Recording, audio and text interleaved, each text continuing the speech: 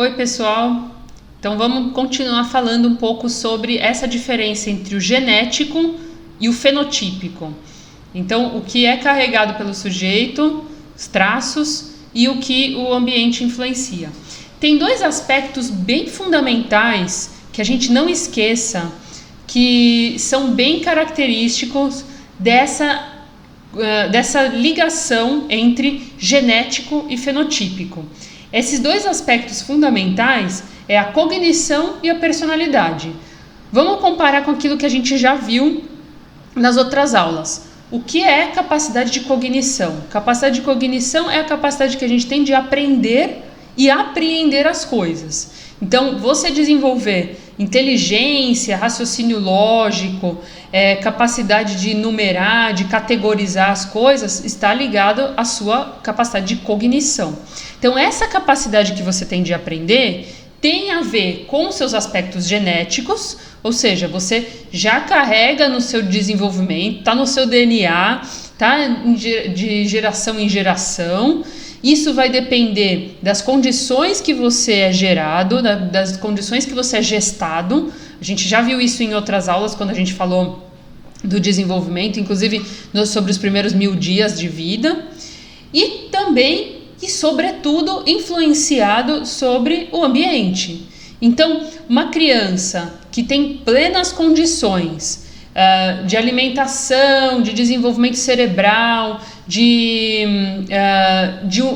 uma condição pessoal, né, genética, para ter uma capacidade de cognição desenvolvida, ela pode vir a desenvolver bem ou mal de acordo com o ambiente. Então você pega uma criança que até tem essas condições genéticas, mas não tem uma boa escola, não tem um ambiente, não tem um ambiente familiar que propicia isso, ninguém fala com ela, ninguém estimula. Nós vamos ver em umas próximas aulas um pouco disso nos estudos do René Spitz, inclusive. Então, como as crianças, ao invés de evoluírem e desenvolverem positivamente, elas, na verdade, vão se desenvolvendo por uma característica de regressão. Então, a cognição, que é a sua capacidade de inteligência, sua capacidade de aprender e apreender coisas, desenvolver regras para você, desenvolver critérios e lógicas, são influenciados pelas características genéticas e características do ambiente. Então, esse é um exemplo. A personalidade, a gente já andou falando também. Então, tem uma parte que é do próprio sujeito e tem uma parte que o ambiente vai facilitar. Tanto é que a gente já falou também, inclusive, sobre os traços de personalidade, que são o temperamento, são as emoções que vêm com o sujeito, vai fazer com que esse sujeito vá interagir com o ambiente e nessa interação com o ambiente ele desenvolve essa personalidade. Então, cognição e personalidade são condições, né, são aspectos básicos que a gente já observa que são influenciados tanto pelo ambiente quanto pelas características genéticas. Uma questão importante também da gente considerar é que o genético ele vai ser trabalhado, né? O que é nosso genético vai ser confrontado com o ambiente.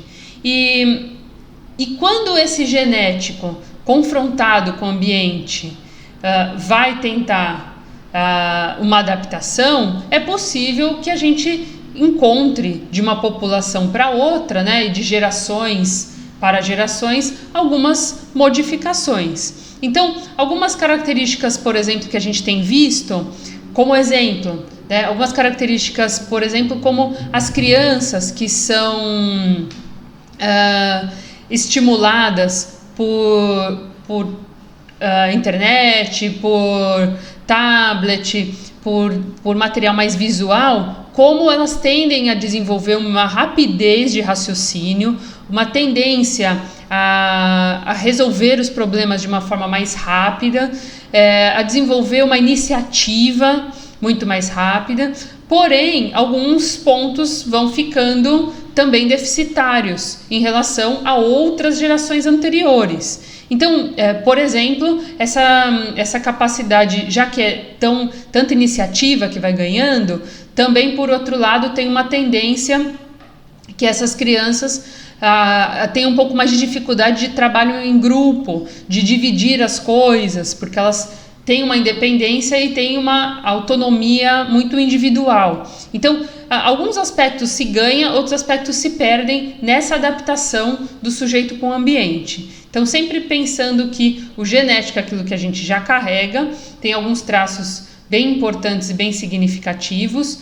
Nos slides tem algumas correlações que a Papalha vai fazer e que eu acho que não vale a pena a gente se atentar tanto a isso, mas é bom a gente entender que os sujeitos estão tentando se adaptar. E nessa tentativa de adaptação, a gente vai desenvolvendo as nossas capacidades e os nossos traços, eles vão se acentuando ou não vão se acentuando. Então, por isso, a importância de boa estimulação da criança. E mais uma outra coisa, mais uma vez eu reforço, de que não existe um desenvolvimento pior ou melhor, mas sim um desenvolvimento diferente. O que vai chamar atenção para o psicólogo é como se dá esse desenvolvimento, e não se ele é um desenvolvimento bom ou ruim.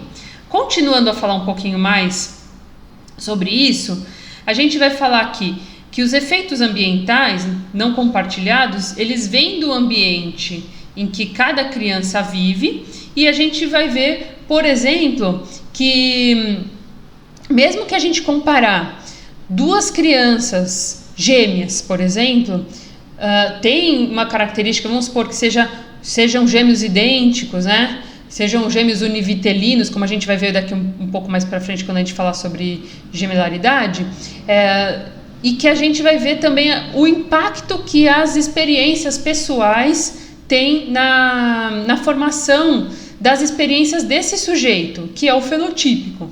Então, uma criança pode ser muito idêntica de aparência a outra, porém, ela vai ter experiências singulares.